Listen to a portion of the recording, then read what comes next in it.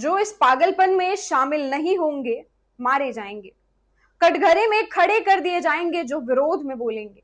जो सच सच बोलेंगे मारे जाएंगे। राजेश जोशी जी की ये कविता मारे जाएंगे, इस कविता की ये कुछ लाइंस उत्तराखंड के इंडिपेंडेंट जर्नलिस्ट राजीव प्रताप सिंह पर बिल्कुल सटीक बैठती है। पत्रकार राजीव अब इस दुनिया में नहीं है, उनको मौत के घाट उतार दिया गया है। वजह थी भ्रष्टाचार को उजागर करना। आज के दौर की सबसे कड़वी सच्चाई यही है, जो सच बोलने की हिम्मत करता है उसे चुप करा दिया जाता है, और जो विरोध करने की कोशिश करता है उसे कटघरे में खड़ा कर दिया जाता है। पत्रकारिता, जिसे लोकतंत्र का चौथा स्तंभ कहा जाता है, अब सबसे असुरक्षित रास्तों में से एक बनती जा रही है। यहाँ एक तरफ कई पत्रकार किसी न किसी एजेंडे या कॉर्नर से खबरें दिखाते हुए नजर आते हैं, वहीं दूसरी तरफ कुछ ऐसे निडर पत्रकार भी हैं जो अपनी जान की परवाह किए बिना जनता की आवाज उठाते हैं, उनकी समस्याओं को उजागर करते हैं और सच्चाई सामने लाने की कोशिश करते हैं। लेकिन अफसोस, यही सच्चाई उनके लिए सबसे बड़ा खतरा बन जाती है। उन्हें धमकियां मिलती हैं, गालियां दी जाती है और हर संभव तरीके से दबाने की कोशिश की जाती है। कई बार तो इसकी कीमत उन्हें अपनी जान देकर चुकानी पड़ती है। यही हकीकत है आज की पत्रकारिता की, जहां कलम और कैमरे से सच लिखना अब मौत को न्योता देने जैसा हो गया है। हमने देखा कुछ महीने पहले किस तरह पत्रकार मुकेश चंद्राकर की बेरहमी से हत्या कर दी जाती है।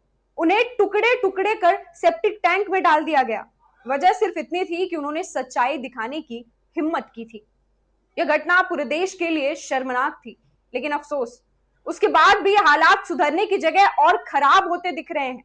अब उत्तरकाशी के स्वतंत्र पत्रकार राजीव प्रताप सिंह का मामला हमारे सामने है। राजीव प्रताप सिंह 18 सितंबर की रात गंगोत्री इलाके से अचानक लापता हो गए थे। उन्होंने अपने एक दोस्त की कार ली थी और देर रात गंगोत्री की ओर निकल पड़े।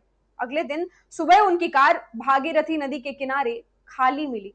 9 दिनों तक उनकी खोजबीन चलती रही, लेकिन कुछ पता नहीं चला। आखिरकार सोमवार को उनका शव जोशियाड़ा बैराज की झील से बरामद हुआ। मुख्यमंत्री पुष्कर सिंह धामी ने गहरा दुख व्यक्त करते हुए निष्पक्ष जांच के आदेश दिए, लेकिन सवाल तो अब भी बाकी है, आखिर सच्चाई दिखाने वालों को ही क्यों मौत का सामना करना पड़ता है।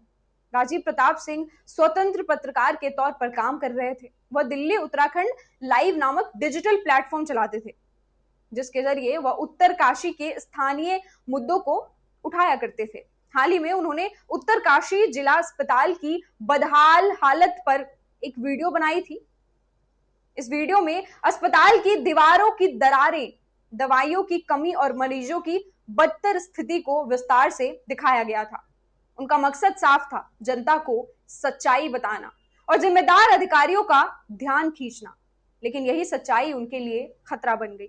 उनकी पत्नी के मुताबिक वीडियो वायरल होने के बाद राजीव को लगातार जान से मारने की धमकियां मिल रही। यह मामला अकेला नहीं है। आज देश भर में पत्रकारों के साथ बदसलूकी, धमकी और हमले की घटनाएं आम होती जा रही है। कई जगह तो लाइव रिपोर्टिंग करते समय पत्रकारों से माइक छीन लिया जाता है, उन्हें गालियां दी जाती है। राजीव प्रताप सिंह की मौत इस बात की गवाही है कि सच बोलना कितना मुश्किल हो चुका है। जब भी कोई पत्रकार भ्रष्टाचार, लापरवाही या सत्ता की नाकामी को उजागर करता है तो उस पर दबाव बढ़ा दिया जाता है। कभी उस पर मुकदमे लाद दिए जाते हैं, कभी फर्जी मामलों में फंसा दिया जाता है और कई बार जान से ही हाथ धोना पड़ता है। राजीव प्रताप सिंह जैसे पत्रकार अपने दम पर भ्रष्टाचार और लापरवाही के खिलाफ लड़ाई लड़ रहे थे, लेकिन अब उनकी मौत हमें सोचने पर मजबूर करती है। क्या सच बोलने वालों की यही सजा होगी? मुख्यमंत्री धामी ने भले ही निष्पक्ष जांच के आदेश दिए हो, लेकिन सवाल उठता है कि क्या सिर्फ आदेश देने से हालात बदल जाएंगे?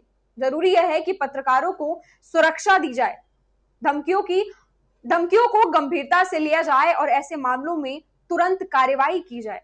राजीव प्रताप सिंह की मौत सिर्फ एक पत्रकार की मौत नहीं है, यह लोकतंत्र पर चोट है। यह हमें बताती है कि हमारे समाज में सच बोलना कितना भारी पड़ रहा है।